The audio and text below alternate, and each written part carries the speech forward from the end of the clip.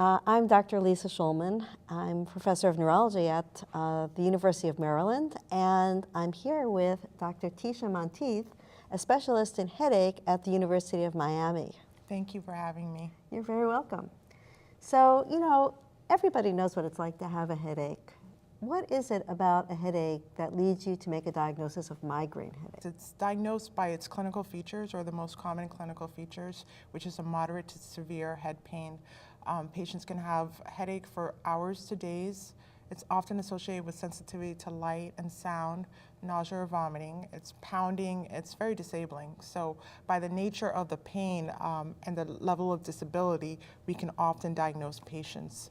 Can people do anything to actually prevent a migraine headache? Absolutely.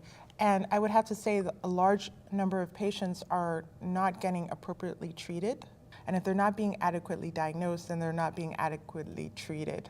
And there are a number of preventive options. Some of these options are pharmacological treatments that you get from over the counter or prescriptions from doctors.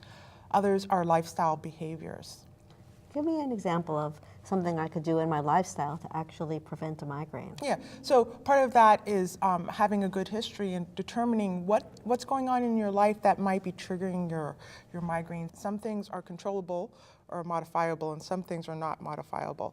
So some of the modifiable things are changes in sleep, for example. So not only lack of sleep, but some patients actually sleep in. They sleep in on the weekends, and that could even trigger a migraine. So skipping meals can be triggering of migraine as well, not just skipping meals, but also the types of foods that patients eat. And the types of food are individuals. So what your food trigger is might be different from what this other person's food trigger is. So having a food diary at the time that you're having a migraine attack can be sometimes useful in trying to determine what types of foods to avoid. I mean, it sounds like it's really important for a patient with migraine to know how to keep a diary so that they could identify their own personal triggers or the pattern of their migraines.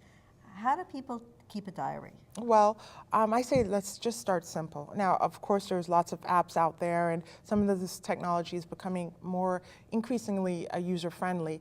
But I would say keep it simple. Don't come to the clinician or to your doctor's office with 4 years of everything you ate every single meal. That's unrealistic.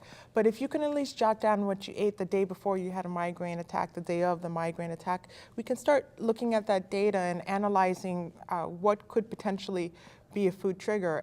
Are there any particular misconceptions that you find that when patients come to see you very often, they're thinking that there's going to be some sort of treatment for them, but yet it's a misconception? What have you found? Many patients come and they want a cure for their migraines. Now, it's totally reasonable to want a cure. I think we all want cures. But currently, there's no cure for migraine headaches. But I would say that to think that there's a cure and then to get disappointed and stop your treatment or stop your interaction with your provider would be counterproductive. I've heard that headache problems are one of the most common neurologic conditions. Is that correct? That's absolutely correct. We see it so much. And, it's really something that we need to get a better handle on. If we're going to target, the entire neurological disease burden worldwide, migraine is the third most common cause of disability in women. If you add up all the disease burden, actually, it's a lot of suffering. Well, surely this is a really important topic for Neurology Now readers, and thanks so much for the interview. Absolutely. So happy to have me and talk about migraine. Terrific.